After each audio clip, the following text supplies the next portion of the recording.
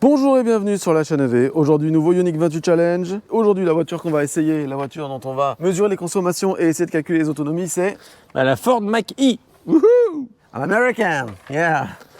Ouais, j'arrête. Donc c'est une Ford Mach-E Premium RWD Extended Range. Donc c'est une propulsion grande autonomie avec l'équipement Premium qui est au final l'équipement de base sur la longue autonomie, grande autonomie.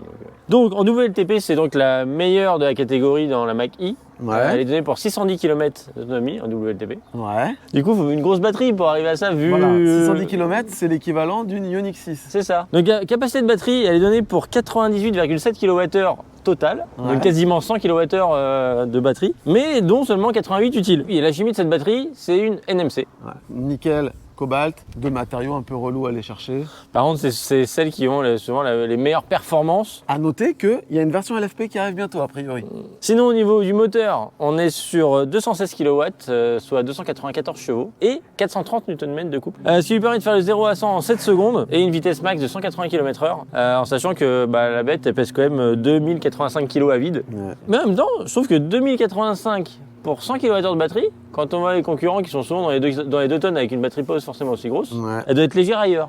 En tout cas, elle est belle. Ah ouais, elle en jette. Il y en a qui aiment pas l'arrière, il semblerait, en fait. Ils ont aucun goût. Au niveau recharge, donc on est sur en courant alternatif sur du 11 kW qui est maintenant vraiment le standard La base. de quasiment toutes les voitures. Il y en a même très peu qui proposent le 22 en option maintenant, Ouais. quasiment tous c'est 11. Et en DC, elle est donnée pour 150 kW, ce qui lui permet du coup, d'après le constructeur, de faire le 10-80% en 45 minutes. Ça, c'est très très long. Hein. Donc elle n'a pas de préconditionnement. Par contre, elle est équipée du plug and charge qui permet de charger sans avoir à badger directement en branchant la voiture. Ça, c'est cool. Ouais. À la Tesla, quoi. C'est ça. Sur bande compatible, évidemment. Pour le moment, il y a Unity, quasiment que Unity. Ouais. quoi. Voilà. Au niveau des équipements, donc là, elle est équipée de 19 pouces, c'est les plus petites jantes qu'on peut avoir sur la grande autonomie, en sachant qu'elle existe aussi en 18 pouces, mais sur la standard. Sachant que c'est du 18. Ah merde. Bon je recommence alors. Donc en jante, on est en 18 pouces, c'est la plus petite jante qu'on peut avoir sur la Mach-E. Ouais. Ce qui fait que du coup, on a un pneu avec un flanc Ouais. tout terrain quoi. Ouais. Donc, c'est censé être vraiment la version la plus efficiente. Oui, Ça serait mal vu de consommer beaucoup. on verra. On verra.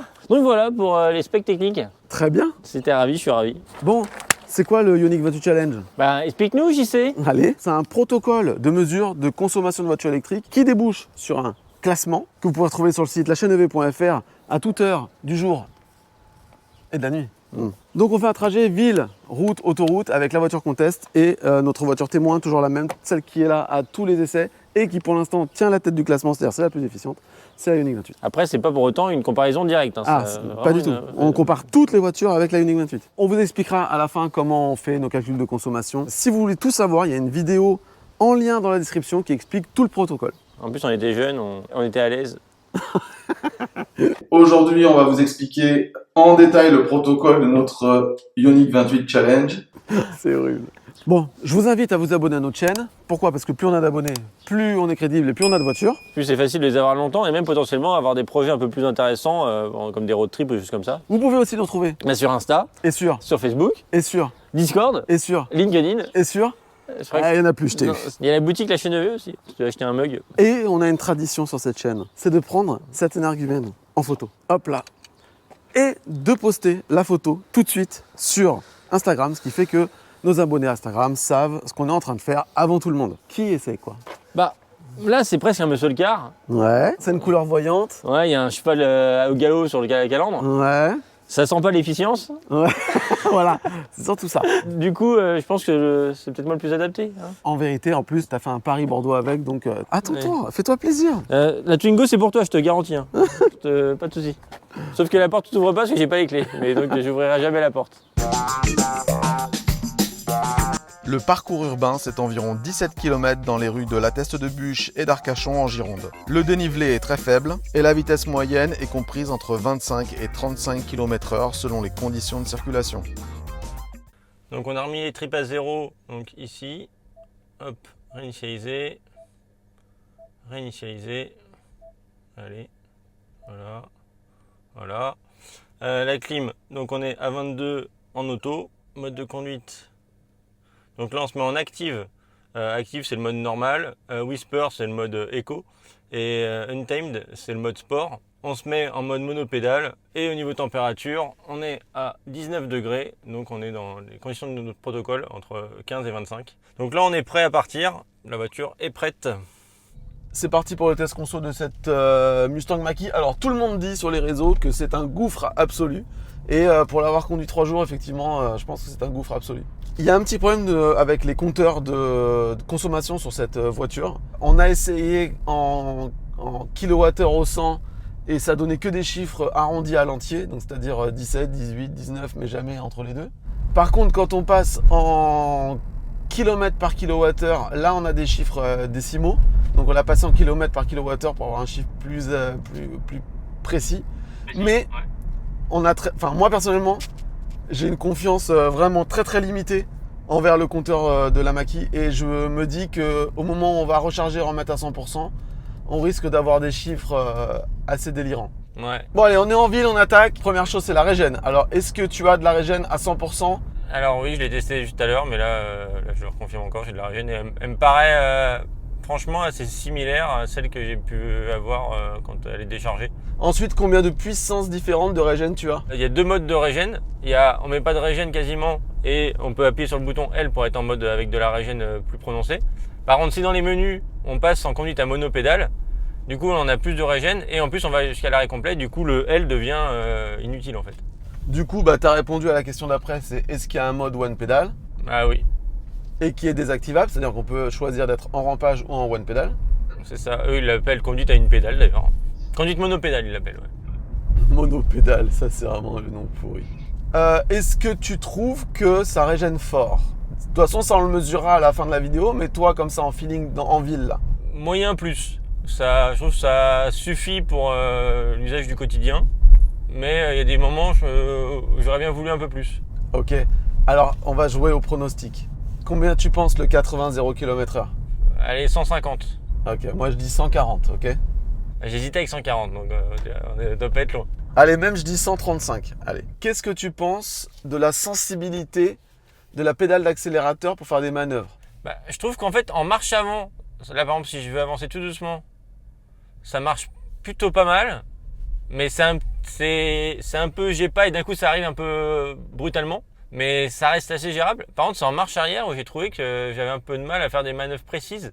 Parce que la voiture a tendance à être à l'arrêt, vu qu'elle est en fait elle verrouille les freins et elle relâche.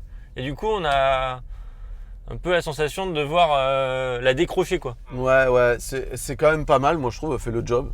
Mais c'est moins bon qu'une Volvo ou une Tesla sur ce coup-là. Et moi, du coup, au final, dans ces cas-là, je préfère presque avoir du rampage en fait. Ensuite, est-ce que tu as de la régène quand tu freines? J'ai pas testé. Et surtout, est-ce qu'on voit la régène là, sur cette voiture? Tu l'as vu quelque part? Bah non. Voilà, dans toutes les voitures électriques, quand on accélère, généralement on a un truc qui indique qu'on accélère et quand on régène, il y a un truc qui indique qu'on régène. Donc difficile de savoir si quand on appuie sur la pédale de frein, ça provoque de la régène. Après, au niveau du feeling, il y a quand même un basculement. Ça confirmerait pour moi le fait qu'il y a bien de la régène. C'est que justement le feeling entre fin de régène et frein mécanique, je trouve qu'il est un peu brutal. Moi personnellement, c'est le truc que j'aime pas de cette voiture. Enfin, un des trucs que j'aime pas de cette voiture, c'est la sensation au frein qui est difficile à doser, qui vient d'un coup et c'est pas très agréable. Attention, passage à niveau. On va parler du confort maintenant. T'es comment? Bah, c'est quand même haut sur pattes. Alors ça secoue un peu quand même, hein, mais ça reste confortable quoi. En fait c'est ça. Ça fait un peu. Je pense que c'est un peu l'esprit, peut-être le comportement un petit peu américain. C'est que on sent que ça amortit, mais ça bouge. Ouais. Donc confort de suspension, bah, je suis exactement d'accord avec toi. C'est très souple. Moi, je trouve que ça prend du roulis et c'est pas. Ah ouais, c'est pas très agréable. Ouais. C'est pas une voiture sportive. Ça fait 300 chevaux, mais t'as pas du tout envie de jouer avec. Alors si, en vrai, c'est un muscle car quoi. Tu fais juste en ligne droite. C'est exactement ça. Ensuite, les sièges. Bah moi, les sièges, je les trouve plutôt. Ils sont plutôt mous. C'est moins mou qu'une Tesla quand même. Ouais, donc on est sur du fameux. Mi-dur, mi-mou là. Alors je dirais plus peut-être mi-mou, mi-dur, mais. Ah, parce que, attends, le premier il prend plus d'importance que le deuxième? Ouais, je pense que mi-mou, et du coup, ça veut dire qu'il est plus mou que dur, tu vois. Ah, d'accord. Et par contre, j'aime assez le toucher du cuir. Bon, bah justement, l'habitacle en général, qu'est-ce que t'en penses? Moi, je le trouve plutôt, au final, plutôt réussi au début. Je trouvais ça, par exemple, au niveau de la tablette, la molette, je trouvais ça trop bizarre. Il y avait quelques petites choses que j'accrochais pas. Mais au final, je le trouve quand même plutôt agréable. Enfin, moi, j'aime bien. Ouais, je pourrais dire, j'aime bien. Le mélange un peu plastique, cuir, tissu, ça me fait un peu penser à une Mégane, en plus avec l'écran vertical comme ça. J'aime bien le tissu, le sort de tissu là qui est en haut là. Ouais. Ça fait une Mégane mais un peu plus cossu quand même. C'est ça. Après, je suis pas fan du plastique pseudo carbone écaille de poisson, je sais pas quoi là. Ouais, justement, allez, vas-y, fais le petit tour des matériaux là. C'est comment? C'est dur, c'est mou, c'est quoi? Alors là, c'est une sorte de tissu ici. Là, c'est dur. Là, ça c'est dur. Là, ça c'est du cuir. Là. Le montant de porte, là c'est mou. En haut, c'est moussé. Là, pareil, la poignée de porte, tout ça, c'est carrément cuir, donc c'est moussé. Là, c'est cuir. C'est cuir, mais c'est pas moussé ici. Et là, la coudoir, c'est moussé, cuir. Tes petits coudes, ils sont protégés? C'est bien, et en plus, ça a l'air de prendre les marques, de pas prendre les marques. J'ai quand je vois la Unique 5 qui prenait des marques, là, il n'y a pas de trou dans le moussé, quoi, tu vois. Ouais, parce qu'en fait, Alex, il a un coude en Kevlar. Et dès qu'il pose son coude dans une voiture, ça fait une marque. Je sais pas. En fait, Alex, il pèse 55 kilos. Et dont 50 kilos dans le coude. C'est un truc de fou, je sais pas comment ça marche. Ça doit être ça. Là, si un détail, moi j'apprécie particulièrement, c'est qu'il y a un range-lunettes. Et ça, c'est le petit détail que je trouve vraiment top. Et regarde, hop. Eh oui. Bon, on continue. L'ergonomie générale. Alors déjà, je peux dire que quand on monte dedans, le volant, les boutons, on trouve rapidement ces marques. Après, au niveau de l'interface tablette, je trouve ça quand même plutôt dans les très bons élèves au niveau réactivité et vitesse. On est sorti de l'ENIAC il y a 2 semaines. C'est un autre monde. Ouais, c'est vrai. Je trouve que c'est plutôt quali. Je pourrais presque dire que ça ressemble à aucun autre. Parce que je peux pas dire que j'ai retrouvé les marques d'autres modèles. Je sais pas ce que tu as eu comme pour toi, mais... L'écran est très grand, il y en a partout. Donc au début, c'est quand même difficile de piger le concept. Après, tu t'y fais. Moi, je trouve que l'écran, il est très grand, mais c'est écrit très gros. Donc c'est pas parce qu'il est grand qu'il y a plein d'infos dessus. C'est quand même un cran en dessous de Tesla. Sur la mise en page, je trouve, en tout cas. Mais vraiment, je suis épaté. Je pensais pas que Ford était à ce niveau-là. Est-ce que donc tu as Apple CarPlay, Android Auto? Je pense que oui. Alors oui, j'ai Apple CarPlay, Android Auto et qui sont sans fil. On peut même se mettre Android Auto sans fil, mais quand même lui dire de ne pas se connecter à chaque fois qu'on rentre dans la voiture. Et ça, c'est quand même pas mal. Ouais, parce que des fois, c'est un peu chiant que ça se connecte tout seul. Est-ce que tu as le multi-profil? Est-ce que tu peux créer plusieurs profils par utilisateur de la voiture? Alors oui, et on peut même relier ça à une clé, donc ça c'est top. Après le problème c'est que dans cette voiture, le siège est manuel et du coup ça perd un peu son intérêt parce que du coup le siège faut le régler à chaque fois. Il y a juste les rétros qui sont électriques et eux vont se régler, mais il restera le siège et le rétro central à régler. Dernière petite chose, est-ce que cette voiture peut être déverrouillée avec son portable en gros? Est-ce que le portable peut faire office de clé? Oui. Et d'ailleurs ça s'associe du coup au profil aussi. Et ça se ferme par éloignement avec le téléphone. Nous, pour le coup, avec la clé, on n'a pas réussi à le faire fonctionner de manière significative avec la clé. Et surtout, c'est qu'on ne sait pas vraiment quand elle est fermée, vu que les rétros sont pas électriques, enfin rabattage électrique. Du coup, si elle est fermée sur une voiture, la plupart du temps, maintenant, les rétros sont rabattus, on sait qu'elle est fermée. Sauf que là, vu qu'on les voit, on n'a aucun moyen de le voir de loin. Du coup, vu qu'on ne sait pas si elle s'est fermée, on est dur à douter est-ce que j'ai fermé la voiture, pas fermé la voiture. Exactement. Et je vais même te dire, petit 1, quand elle se ferme, elle fait pas de bruit parce que c'est tout électrique. Donc il n'y a pas un clac de loquet. Sur ma Tesla, j'ai mis la fonction qui, quand elle se ferme, elle met un petit coup de klaxon léger. Comme ça, je le sais même de loin, même sans la regarder. Et troisièmement, elle replie pas les rétroviseurs. Et il n'y a aucun bouton sur la porte pour fermer manuellement la porte à clé et en être sûr. Ça se trouve, il y en a qui en ont une, ils vont dire, vous n'avez pas regardé le manuel, en fait, il faut faire ça, machin. Alors, c'est possible. Mais en tout cas, de manière intuitive, j'ai pas réussi à fermer la voiture en restant appuyé sur le bouton ou quoi. Dès que tu touches le bouton, elle s'ouvre, en fait, ça ferme jamais, quoi. Donc ça, c'est vraiment un défaut. Tu es toujours en panique de savoir si tu as fermé ta bagnole ou pas, quoi. C'est ça. Bon, et bien voilà, on arrive à la fin de ce trajet ville. Donc, on va relever les consos, on va les prendre en photo et on va pas se les dire, on se les dit seulement à la fin. On laisse un petit peu de suspense. De toute façon, même si je te les disais, je pense que tu galérerais à faire le calcul pour savoir combien j'ai consommé. Allez, on arrive. Et on prend les valeurs, tac. Allez, je raccroche. P. Ah, il y a un petit défaut que j'ai remarqué avec cette voiture, Alex. T'es là avec moi ou pas encore? Ouais. C'est que quand tu mets le mode P, déjà je trouve qu'il est hyper mal placé. Ça serait mieux le bouton au milieu comme sur la MG. Ah oui. Ça c'est naze. Et il met pas le frein à main automatiquement. Non. 1, 2, 3. Voilà. Après, non, elle va non. Alors, concours de vitres, on le fait tout le temps, ça nous fait marrer. Et la Ioniq 28, là aussi, c'est rare qu'elle se fasse latter la gueule. Hein. Franchement, les vitres, elles font voilà. Est-ce que l'arrière a fait une foule? Attends, je filme. Est-ce que l'arrière a fait une foule? Le truc est trop incompréhensible pour la majorité des gens. Allez. Voilà. En plus, elle ralentit sur la fin, ça tu dis, elle va y aller. Ah non, je m'arrête. Alors, elle fait pas une foule. Mais par contre, tu peux sortir le bras. L'endroit... Aïe, c'était fermé. l'endroit où tu mets le bras, il est dégagé, donc c'est parfait. Non, ça, c'est acceptable. Niveau conso, moi je suis sur une conso pas géniale de ville, quoi, voilà. Attends, je vais faire le calcul quand même pour être sûr, moi. Ah ouais. Ah ouais. Je suis sur une bonne conso d'autoroute, quoi. Allez, on passe à la route. Le parcours routier, c'est 25 km composé en grande partie de portions à 80 km/h avec des ronds-points. Là encore, le dénivelé est très faible. La vitesse moyenne est généralement de 65 km/h. Bon, allez, un petit Shifumi. Je sens que cette saison 2023 commence bien. Ouais. Allez, Shifumi. Allez, je passe devant. Pourquoi je réfléchis en fait, je fais de la psychologie avec ce jeu, alors faut pas. Mais oui, pose ton cerveau, bordel. Moi, je pose mon cerveau, ça marche très bien. Attends, bouge pas, d'accord? Tu vas voir s'il y a la détection. Tu passes la marche arrière et je vais passer derrière toi. T'as passé la marche arrière, là? C'est fait. Il y a caméra de recul active. Ah, véhicule venant à droite. Donc, tu as la détection de passage latéral arrière quand tu veux faire une sortie de parking. C'est plutôt bien, sauf que moi, à l'utilisation, plusieurs fois, quand je voulais me garer en épi, ça sonnait, elle comprenait rien du tout de ce qui se passait finalement. Donc en fait, elle l'a, mais ça marche moins bien que même sur que la Ioniq 28, quoi. Et en plus, je sais pas si elle met un coup de frein. Ah, je crois pas. Allez, on est sur la route. Donc je suis passé devant parce que j'ai gagné au Shifumi, mais vous inquiétez pas, au milieu de la route, on fait une inversion de sens pour pas qu'il y ait un avantage aérodynamique. Bon, moi je me mets au régulateur. Et toi, est-ce que tu as un régulateur adaptatif? Alors oui, c'est sur la partie gauche du volant. Tu l'actives avec une pression. Et d'ailleurs, quand tu as activé le régulateur adaptatif, si sur l'écran ça passe en bleu, bah là elle est vraiment en mode maintien dans la voie actif.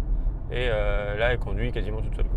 Ouais, c'est un rond bleu qui se met au niveau du tableau de bord autour de la voiture. Est-ce qu'elle lit les panneaux et s'adapte automatiquement à la vitesse des panneaux?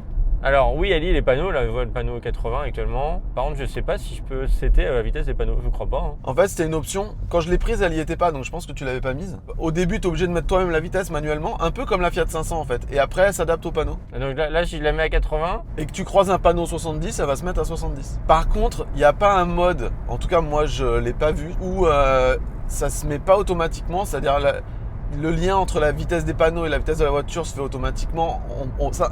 On peut pas l'enlever et le faire manuellement, c'est-à-dire simplement en appuyant sur un bouton, boum, ça s'accorde au panneau. Bah, c'est ce que d'ailleurs, c'est le mode de fonctionnement que je préfère moi personnellement. Est-ce que ta voiture s'adapte automatiquement au tracé? Par exemple, il y a un rond-point devant et la voiture ralentit pour rentrer dans le rond-point à 25 km/h. Bah moi là pour le coup, juste avant au rond-point, elle a commencé à tourner pour entrer dans le rond-point, mais pour moi à pleine balle. Et là elle s'est dit désactiver au niveau du volant. Par contre, elle voulait toujours y aller à 80. Donc non. Belle conclusion. C'est clair. Passons au lane assist. Bah, le lane assist, on en a déjà parlé un petit peu. Donc quand t'es entre les voies, il y a le petit rond bleu qui s'affiche là. Qu'est-ce que t'en penses toi? Bon, enfin, il y a toujours deux choses à dissocier dans le lane assist. Il y a l'avertisseur de franchissement de voie qui permet qui lui est passif et là tout le temps, si je borde la ligne, hop, elle va me remettre dans la voie. Mais c'est pas un maintien dans la voie. Et ben lui déjà, je trouve il rigidifie un peu la direction. Je trouve même un petit peu trop. Du coup, même quand on n'a pas le volant actif, ben, on sent qu'on se bat un petit peu avec la voiture. Enfin, c'est léger, mais ouais, il y a une résistance. On n'est pas complètement libre. Sur l'échelle de 1 à 10 de la MG4, on est à 1 quoi. Ouais, 2. C'est peut-être 2 quand même. Et ensuite le lane assist? Alors là, moi, pour l'avoir utilisé sur autoroute pour la ramener de Paris, je l'ai trouvé plutôt efficace. On lui fait rapidement confiance. Il y a un truc que j'adore, c'est que quand il se coupe, le rond bleu passe au rouge et il y a marqué annulé. Et ça, je trouve ça génial parce que tu sais vraiment quand il t'a lâché, enfin c'est vraiment visuel que le truc t'a lâché. C'est un peu comme à la sauce BMW 4 et je trouve ça super bien. Par contre, je trouve que le lane assist, parfois, il est un petit peu louvoyant, tu vois. Il y a des routes où parfois je reprends un peu le volant parce que je trouve qu'il va trop à gauche ou trop à droite. Il n'est pas calé dans un rail comme la Tesla Model 3 ou comme Tesla quoi. Je lui accorde pas autant de confiance que d'autres systèmes. Ouais. Mais cela dit, je le trouve excellent. Enfin, tout va bien quoi. Bah, en tout cas, il est quand même rassurant. Bah, déjà, j'ai pas eu de coup de volant, de mise en danger. Il reste actif quand même quasiment tout le temps. Quand il est actif, c'est clair. C'est un système rassurant quoi. Ok. Est-ce que tu as un volant capacitif sur la Mustang Mach-E? Non, il n'y a pas de volant capacitif. Là, en l'occurrence, c'est le système traditionnel où là, il faut qu'il y ait une certaine résistance dans la direction, soit vers la gauche, soit vers la droite, mais la direction détecte la présence d'un conducteur. Mais pour moi, il m'a pas engueulé très souvent. Donc, il doit être quand même assez sensible. Je sais pas comment toi, il s'est comporté avec toi. Je trouve que je me fais un petit peu trop engueuler par la Mackie. Pour information, juste après ce Ioniq 28 Challenge, on va faire l'Autopilot Challenge, on va la lancer dans nos épreuves là, et on va voir ce que ça vaut. Va-t-elle passer le S de la mort? Abonnez-vous à la chaîne, vous le saurez dès que la vidéo sera publiée. Allez, on arrive au rond-point sur lequel on fait demi-tour. Mais c'est dingue ça. Ce rond-point il est là depuis 10 ans, il est toujours pas dans ce GPS, c'est dingue ça. Bon allez, bref. Allez, passe.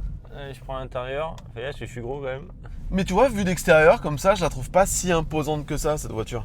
En fait, quand t'es dedans, elle paraît grosse parce que vu que tu vois le capot bombé et tout, tu te sens en hauteur, t'as l'impression d'avoir un gros véhicule en fait. Et là, du coup, là, on est en courbe un peu. Et là, on peut sentir qu'il y a quand même un peu de roulis. Hein.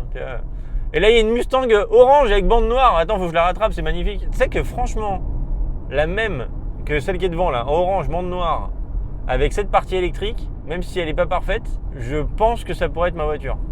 Mais tu sais que lui, il te voit dans le rétro et il te déteste. T'es tout ce que lui déteste. C'est-à-dire que t'es une Mustang SUV électrique. T'es vraiment un bout de merde pour lui. C'est ça. Voilà, c'est le petit rond-point juste avant l'arrivée du fin de parcours. L'arrivée du fin, c'est pas mal. Donc la fin du parcours de route. Donc là, on va se mettre à notre petit spot habituel et faire les relevés de conso de la route. Alors du coup, on va voir si ça braque bien. Est-ce que ça braque bien? Ouais. Alors là... Ah, si je braque... Ouais, ça braque pas mal du tout même. Hein. Oui, attends, moi je vais pas réussir à faire le même rond que toi. Hein. Enfin ouais, t'es obligé de dépasser pour revenir. Alors, qu'est-ce que ça dit? Bah, elle a moins consommé sur route. Voilà, donc du coup, j'ai pris les relevés des consos. Donc pareil, on se les dit pas comme d'habitude. Même moi, je connais pas exactement la conso, j'ai pas fait le calcul. On verra ça à la fin de la vidéo. Salut. Bonjour. Bon alors, t'as aimé la route ou pas? Bah, elle a consommé moins que sur la ville. Alors, tiens, je fais le calcul, allez. C'est dans la même dizaine quand même. Dans la même dizaine, c'est pas... Dans la même unité. Ah, dans la même unité. Oui. Ah, je croyais que t'étais dans les 20, je me suis dit, attends, c'est abusé. Non, c'est dans la même unité. En fait, je suis aux deux extrêmes de cette unité, quoi. D'accord. Bon allez, autoroute. Le parcours autoroutier, c'est environ 90 km en aller-retour sur l'A660 et l'A63 en direction de l'Espagne. Là aussi, le dénivelé est très faible, le point d'arrivée est à la même altitude que le point de départ. La vitesse moyenne est généralement comprise entre 110 et 120 km/h. Shifumi ou pas là? La dernière fois, j'ai gagné, t'as perdu. Peut-être que là, ça peut le faire. Hein. Attends, on va faire un autre jeu. On va faire un lance les dés. Non, Tu veux pas faire un lance les dés? Vas-y, pair ou impair. Vas-y, pair ou impair. paire. Ok Google, lance les dés. Bon ok, Shifumi. Putain mais il est con quoi? Ok Google, lance les dés. Pair, t'as gagné. Bravo. Bah tu passes devant du coup. Allez. Allez. Attends, on remet à zéro quand même, hein, sinon ça perd un peu tout l'intérêt de ces essais. Hein. Attends, mais des trucs trop bizarres, attends. Non mais y a rien qui va sur ce truc de conso. Non mais là je suis revenu sur le 1 et le 2 à la même conso que ce trajet. Je remets à zéro mais... Bon allez vas-y, passe devant. Allez. Alors on est parti sur l'autoroute. Allez, petite accélération, attends. Ouais voilà, tu vois, j'y suis allé piano pour accélérer mais je sens que j'en ai encore sous le pied, on sent que ça part quoi. Donc autoroute bien sûr, on va parler de charge. Elle est donnée pour combien de temps pour faire un 1080 cette Mustang? Alors, elle est donnée pour 45 minutes avec un pic de charge à 150 kW. Et moi, dans la vraie vie, quand je l'ai ramené de Paris, j'ai eu un pic à 162 kW, donc 12 kW de plus. Et j'ai mis 35 minutes pour faire un 20-80. Donc j'aurais tendance à penser qu'elle est plus aux alentours des 40 minutes pour faire le 10-80. Et d'ailleurs, en continuant sur la charge, ce qui est un peu... Enfin là, c'est un point négatif, c'est qu'il n'y a pas d'afficheur de puissance de charge sur la voiture quand elle charge. Ah merde.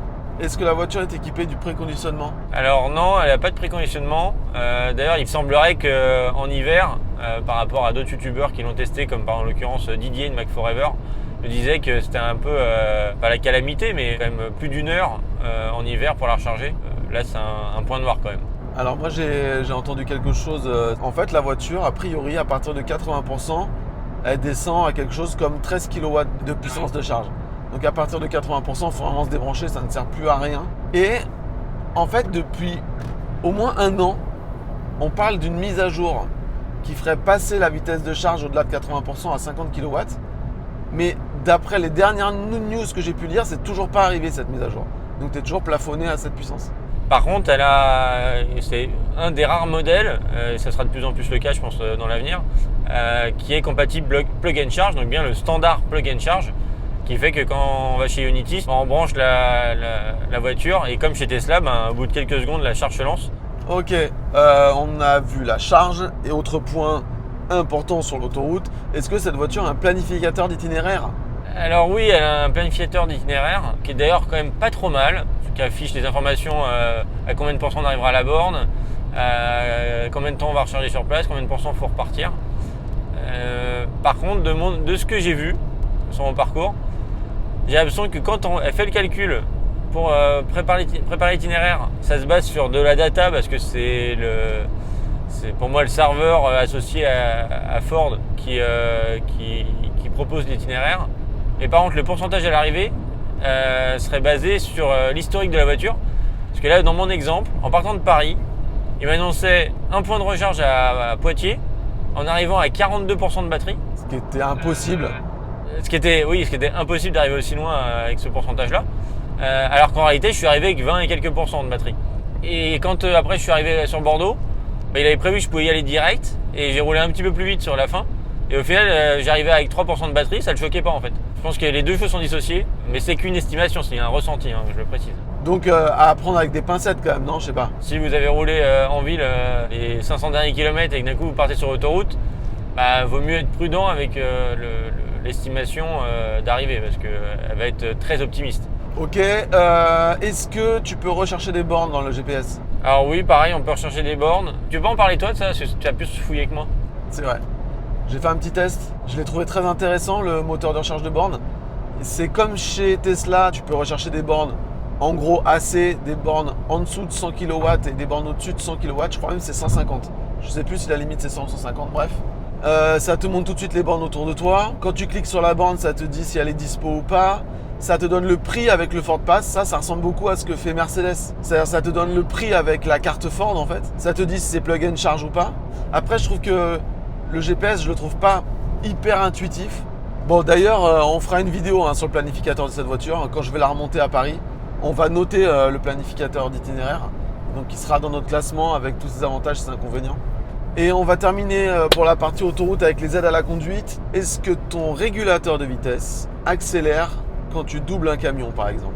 Alors, de mes souvenirs de mon retour, pour moi, c'est qu'une fois qu'il était dans la voie qu'il accélérait. Donc, pas génial. Non. Par contre, l'accélération était bien dosée, je dirais. Une fois qu'elle considère qu'elle peut accélérer, j'aurais pas fait différemment si c'est moi qui conduisais, quoi. Bon, voilà.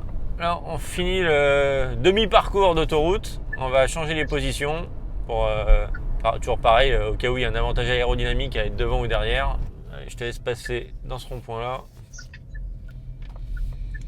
Bon, le ciel c'est un peu obscurci, nuagifié on va dire.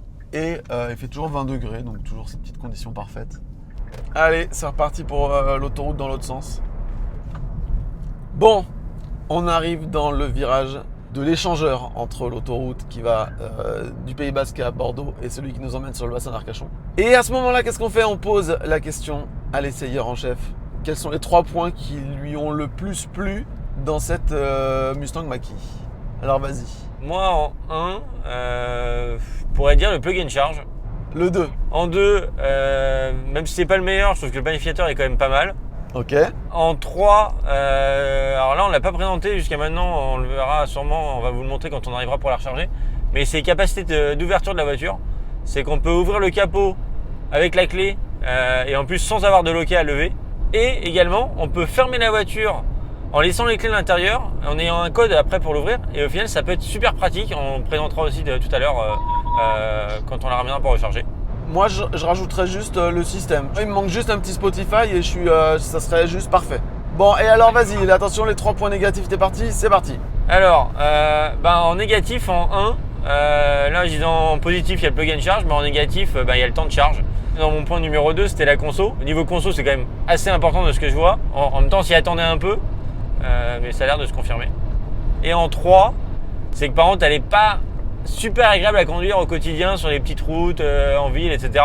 Alors que par contre, sur autoroute, on sent qu'on a envie d'avaler des kilomètres. C'est une voiture haute, qui a des suspensions un peu molles, qui prend un peu de roulis, qui a une grosse batterie. Donc même si la batterie est dans le plancher, ça fait quand même du poids. Et en termes de kiff à conduire, je préfère conduire une MG4 qu'une Mustang parce que c'est léger, c'est péchu, c'est rigolo. Alors que la Mustang, c'est mou, ça prend du roulis. Ouais, du coup, là, je te dirais, le combo, c'est avoir une MG4 pour le quotidien et une Mach-E pour voyager, tu vois. Bon, allez, on arrive à la fin du trajet autoroutier. On va se poser sur un petit parking dans la ville du Tech. Allez, regardez-moi ça comme c'est fleuri. C'est pas beau ça? C'est le printemps. Bon, voilà, on est arrivé. Hop, on va prendre les relevés de conso tout de suite. Alors, est-ce que ça brique bien là? Voilà. Ouais, ça brique bien. C'est vrai que la butée est bizarre. Allez, je vais prendre les relevés. Écoute, moi ce que je te propose là, c'est de filocher même, pour faire le test de régène. T'as dit 140, t'as dit 150, j'ai dit 135. C'est enregistré. Apprêtez-vous à voir Alex perdre lamentablement. Et puis après, on va remettre la voiture en charge, on va la remettre à 100%. On est parti à 100%, on la remet à 100%. Et on va voir combien la bande nous dit avoir réinjecté dans la voiture, sachant que le compteur de cette bagnole, on l'a dit 10 fois, c'est franchement alors le pire qu'on ait vu. On ne sait pas trop où on va. Mais bon, allez, c'est pas grave, on y va. Bon alors vous allez me dire à quoi ça sert de faire un test de régène, ça sert à rien, c'est vraiment de la merde. Non, parce qu'en fait il y a des gens comme nous qui aimons les voitures qui ont une certaine force de freinage régénératif. On aime bien quand ça freine assez fort pour jamais avoir à utiliser le frein. Donc nous on teste la régène. Comment ça se passe? Alex, il se met au régulateur de vitesse à 80 km/h. Et quand il passe devant moi là, il coupe le régulateur. On mesure combien de mètres il met pour s'arrêter. Avec quoi on mesure? Je vais vous le dire. On mesure avec ça. Ça c'est quoi? C'est un télémètre laser. Ça sert au golf, mais non, ça sert pour notre petit test. Donc là je suis en mode active, conduite monopédale. Donc là on accélère, on monte jusqu'à 80, je mets le régulateur. Et quand j'arrive à JC, hop, je coupe le régulateur. Donc là elle ralentit toute seule. Et on attend qu'elle s'arrête complètement. Voilà, je suis arrêté. La JC fait sa mesure. Donc nous on estime qu'un freinage entre 120 et 150 mètres, c'est le mieux pour un usage de tous les jours sans avoir à utiliser la pédale de frein. Alors moi j'avais dit 150, lui il avait dit 135, mais il a le sourire, donc je pense que c'est plus proche du 135 que du 150. Comment ça va le nulos? Hein? T'es prêt? Vu que t'as le sourire, c'est que t'es mieux que moi. T'es pas prêt là. C'est 122 mètres. Ah ouais? Ah oui? Bon, faut le refaire quand même. Oui, il va accélérer, tu sais. Il va garder le pied sur l'accélérateur pour faire 150, je le connais. En fait, tous les chiffres qui sortent de ces tests à lui sont faux. Faut vraiment avoir confiance qu'en moi, c'est ça le truc. Bon allez, deuxième essai pour confirmer le premier résultat.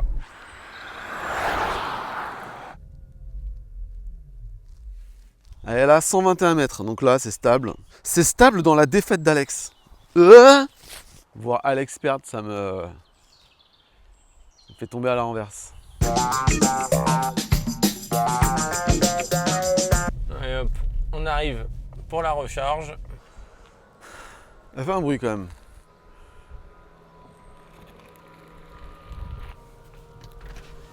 Hop, donc la trappe est sur le côté gauche. On peut voir un peu la vision 360 là. Donc il n'y a pas de bouton parking direct, il faut faire P comme ça et après mettre le frein à main. Et donc ouais, la poignée de porte elle est juste ici là. Ça fait un peu le système de sécurité qu'il ne faut pas tirer sur les Tesla. On a l'impression que c'est le truc qu'il ne faut pas faire, mais en fait c'est celui qu'il faut faire. Sur plusieurs jours, j'ai pris des gens dans la voiture et tout le monde cherchait la poignée. Ah ouais? Ouais. Et donc la trappe de charge, donc elle est avant gauche, elle n'est pas électrique, il suffit d'appuyer dessus. Mauvais côté parce que c'est chiant, c'est pas du côté du trottoir Ouais. et c'est pas du côté Tesla. Donc c'est ça. C'est un peu la pire. Après le côté endroit. Tesla, je mets ça de côté. Pour moi, il y a pas Enfin, vraiment. Voilà. Ouais, c'est juste l'opérateur qui a le plus grand nombre de bornes en Oui, France. mais pour moi, c'est pas pour autant mettons de l'autre que. côté, tu as raison. Non, non. Non, mais de toute façon, tu ne peux pas charger avec tes Mais- bagnoles là-bas. mais donc non. tu boudes. Mais non, mais le fait de choisir que ce soit côté trottoir, Non, je mais trouve ça d'accord. quitte Par à contre, que être ce soit côté pratique. Tesla, je suis pas d'accord. Sur une Mégane, c'est ici, Oui. qui est à la fois côté trottoir et à la fois compatible Mais à l'arrière superchargeur. gauche, c'est très pratique aussi côté trottoir. Mais Sauf c'est que- pas, c'est pas superchargeur. Voilà, mais sauf qu'ils ont quand même des câbles plus longs, ça je suis pour rien. Donc là on a le T2 où là il n'y a pas de capuchon, comme maintenant la plupart du temps il n'y a plus de capuchon sur le T2, ce qui est plutôt bien. Et il n'y a pas le truc qui pendouille. C'est ça, parce que là il suffit de faire ça, hop, Oh là là, Et mais là- c'est trop bien. Mais Et par là, contre- on a un petit indicateur Qui- de niveau de charge. chaque morceau de camembert c'est 20% de charge. Et- on a le bouton de déverrouillage. Et Ça oui. ce qui est plutôt top, c'est qu'il suffit d'appuyer dessus et paf, ça libère le loquet, on peut retirer la Bien prise. sûr quand la voiture est ouverte. Là, on est sur du truc qu'on aime bien. Très nous. bien. Voilà. Ensuite, donc le câble, là il est dans le coffre. Alors, on peut l'ouvrir avec le pied directement. Ouais. Et- Putain, ça marchait du premier coup. Donc là, câble, bah voilà, câble. Et ici, on a aussi un double fond dans lequel il y a un chargeur. Et il y a un truc à préciser, ça, alors ça, moi, je voulais en parler. Waouh, un chargeur qui se branche à Non, une prise. non, il y a ça et ça. C'est que le chargeur qui est fourni par Ford, il est fourni avec deux adaptateurs. On peut le charger sur une prise Choco, donc sur les prises. Choco. Ça s'appelle Choco. Ouais, Choco. T'as des Choco, toi. Excuse-moi. Sur les prises Choco Pops. Ou sur les prises bleues, donc 32 ampères monophasé. Mais en tout cas, le chargeur est 32 ampères. Du coup, ça veut dire que sur une prise comme ça, on est à 16 ampères. Du coup, on va charger à 3,7 kW. Et si on a une prise bleue qui est interdite, bah là, on peut monter à 32 ampères, du coup, à 7 kW. Et ça, c'est quand même assez rare pour le préciser. Donc, le câble était tout simplement là. Hop. Donc là, bah, comme d'hab, hop, le T2 côté borne. On branche, on lance la charge. Du coup, on attend qu'elle remonte à 100% pour calculer du coup l'écart à la recharge entre ce que la voiture nous dit à consommer et ce que la borne a réellement envoyé, en sachant que notre borne est certifiée avec un compteur MID. Donc c'est vraiment la quantité exacte de kilowattheures qu'aura consommé la voiture pour faire notre essai Ioniq 28 Challenge. Et imagine, j'ai envie d'avoir une borne chez moi, je fais comment? Bah, du coup, on peut aller sur notre site lachaîneve.fr dans l'onglet pose de borne et du coup vous remplissez un petit formulaire, quelques petites informations et vous aurez 3 devis qui vous seront proposés de différents électriciens près de chez vous, en sachant que c'est gratuit et sans engagement. c'est gratuit et sans engagement. Ce serait dommage de ne pas essayer. Alors, c'est pas tout. On en parlait tout à l'heure quand on disait les points positifs de cette voiture. On disait qu'elle avait une capacité de pouvoir ouvrir les ouvrants de manière plutôt efficace. C'est une des rares voitures où, depuis la clé, on peut ouvrir le capot sans avoir de loquet à ouvrir. Donc là, il suffit d'appuyer 2 fois sur le bouton du capot. Et le capot, on voit qu'il se passe 2 actions. C'est qu'il déverrouille, plusieurs actions, Ça fait doum, où ça déverrouille et en plus le loquet est retiré. Du coup, il n'y a pas de loquet à tirer. Et là, il suffit juste de lever qui est sur vérin. Et on ouvre un super frunk d'ailleurs, qui est plutôt quali. Par contre, il y a un petit défaut. Oui, alors non, c'est un truc d'américain. C'est ça, c'est que moi, voilà, on a envie de fermer son coffre, son capot, on fait ça. Voilà, et après tu essaies d'appuyer, tu te Mais dis, ah, et je vais là, tu appuyer dis, fort. ouais. Et non, ça marche pas. Et là, du coup, en plus, tu peux plus l'ouvrir. Donc, du coup, on se dit, Ouais, tiens, ouais, j'ai fait un peu ouais. de muscu. Échange-toi pour pas te claquer Voilà, quand même. c'est ça. Et là, c'est bon, il est aligné. Là, c'est bon, le coffre est fermé. Le Alors capot est maintenant, fermé. on va parler de l'ouverture des portes. L'ouverture des portes, c'est assez rigolo parce que c'est juste un bouton. Alors le pire, c'est celle à l'arrière où tu appuies sur un bouton, il n'y a pas de poignée, Et ça en fait- s'ouvre et tu le récupères Et comme c'est ça. ici. Et d'ailleurs, ici, il y a une garniture. Pour Moi l'attraper. personnellement, je trouve que ça c'est vraiment anti-ergonomique. Une poignée que tu tires, c'est quand même mieux. Par contre, celle-là, elle est pas mal parce que à la porte avant, tu prends ici, tu mets ton doigt et tu tires. Et là, c'est pas mal. Et ici, on a une sorte de digicode où en fait, il n'y a que 1, 2, 3, 4, 5 Pour appeler les gens chiffres. dans les appartements différents de C'est la ça, Mackie. c'est ça. Il y a une fonctionnalité qui est géniale en fait avec ce système, c'est que, imaginons vous allez faire de la planche à voile ou vous allez sur une page de nudiste, on laisse les clés, on laisse tout dans la voiture, il suffit de verrouiller en appuyant sur le digicode, du coup la voiture se ferme et après pour la ouvrir, il suffit de faire un code qui est enregistré dans la voiture et on déverrouille la voiture. Et ça c'est au final c'est quand même une fonctionnalité qui est super utile. Bon voilà, le verdict va tomber. Et je crois qu'il va tomber lourd, à mon avis. Ouais, il va risque de faire tomber, mal. ça va faire du bruit. C'est coup de massue quoi. Ça va faire boum, à mon avis. Alors, on y va les consos Alors je te dis ça en kilomètres par kilowatt ou Non, j'espère que tu as fait la conversion, sinon ça va par pas être très kilowattheure en drôle. plus. Voilà. Allez, on Ouais. attaque. On attaque avec la ville. On a fait 15,7 km. Ah j'ai pareil. C'est rare. Et on a fait du 26 km de moyenne, donc C'était c'était un peu plutôt lent. Moi, j'ai fait 9,6 kWh au 100. J'ai fait 14,9. Oh, putain. En bas de l'écran, il y a tous les chiffres et le pourcentage d'écart. 14,9 je pense que c'est dans les pires non? Ouais, mais je crois pas que ce soit le pire. D'accord. Mais enfin bon, Ouais. voilà. Sur la route, on a fait 25 km. Ah j'ai 24,8. Et on a fait du 66 km de moyenne. Et j'ai consommé 9,6 comme en ville. Alors moi j'ai consommé moins quand même sur route. J'ai fait 14,1. C'est bien. C'est presque bien. On a envie de dire, On se réjouit d'une amélioration. Allez, autoroute. L'autoroute, alors là. Là, j'ai envie ça de dire. pique, je crois. Donc on a fait 87,3 km et on a fait 118 km de moyenne. Ce qui est la moyenne plutôt haute, vu qu'on est plus à 115, donc c'est bien. Exactement. Et j'ai consommé 16,1 kWh au 100. Et alors là, attention. 23,2. Ça va. Je m'attendais à 25 pour te dire. Bah 23,2. Enfin, c'est pas terrible quand même. Hein. Non. Non, mais moi je m'attendais à du 27. Non, 23,2. 23,2 avec une batterie de 90 kWh. T'as de quoi en faire des Ça kilomètres? doit faire des kilomètres quand même. On verra ça dans le tableau final. Bah d'ailleurs, le tableau final. Bah, c'est moi qui m'y colle, je suppose. Allez, c'est parti. Bon, bah allez, c'est parti pour la voix off. On commence par mettre à jour les moyennes de consommation de la Ioniq 28. On reprend les 23 derniers essais, plus celui d'aujourd'hui, et on fait la moyenne pour la ville, la route et l'autoroute. Ce qui nous donne 9,4 kWh en ville, 10,2 sur route et 15,6 sur autoroute. Ensuite à ces moyennes, on va appliquer les écarts en pourcentage que l'on a obtenus lors de l'essai de la Mach-E sur les mêmes tronçons, soit plus 55% en ville, plus 47% sur route et plus 44% sur autoroute. Ce qui nous donne les consommations suivantes. 14,6 kWh au 100 km en ville, 15 sur route et 22,5 sur autoroute. En tenant compte de ces consommations et de la capacité utile connue de la batterie de la Mach-E, soit 91 kWh, cela nous donne les autonomies suivantes. 623 km en ville, 607 km sur route, 404 km sur autoroute, et également 283 km entre deux points de recharge sur autoroute entre 80 et 10%. Car on le rappelle, il n'est pas pertinent de charger au-delà de 80% sur autoroute, car la puissance de charge baisse passé 80%. Lors de notre essai, l'ordinateur de bord nous a indiqué avoir consommé 35,356 kWh. On a ensuite rechargé la voiture à 100% sur notre borne monophasée 7 kW, et la borne nous indique avoir envoyé 42,125 kWh à la voiture. Il y a donc un écart de plus 19,1%. Cet écart est plutôt élevé. Il est normal d'avoir un écart car le rendement du chargeur embarqué n'est pas de 100% et l'ordinateur de bord peut être plus ou moins juste. De plus, sur cette Mach-E, les indications au tableau de bord manquaient de précision, ce qui peut influer davantage cet écart. Si on applique cet écart à notre consommation mixte, on passe de 17,4 à 20,7 kWh au 100, ce qui place la Mach-E à la 22e place sur 24 de notre classement actuel.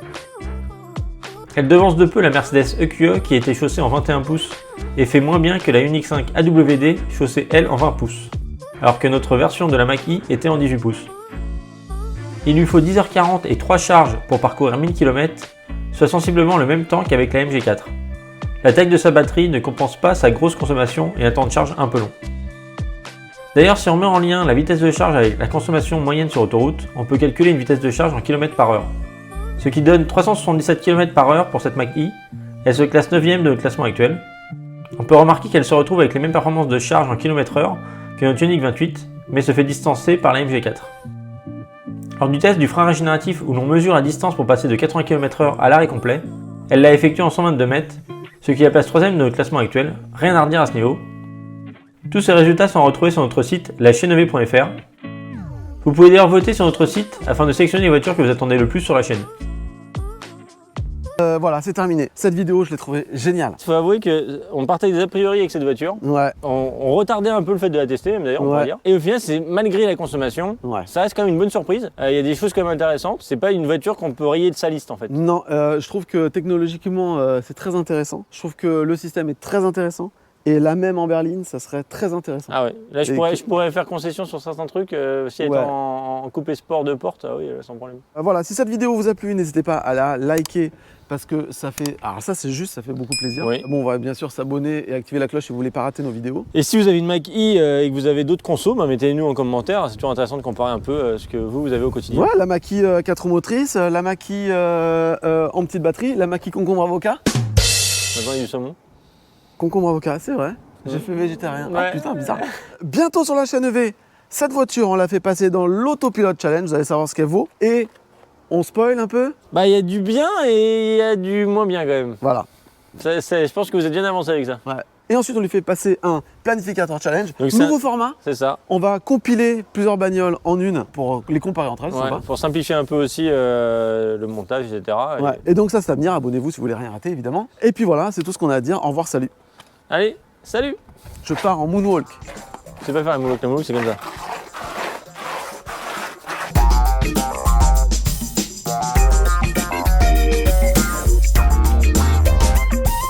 Je trouve ça bien qu'elle toi, c'est un peu comme dans la BM, c'est qu'elle est embarquée Ouais. et ça tu garderas pas. Mais si, pourquoi tu crois que je te coupe à chaque fois? Parce qu'il faut pas grand chose de ce que j'ai mis dans les vidéos quand je regarde les vidéos à la fin.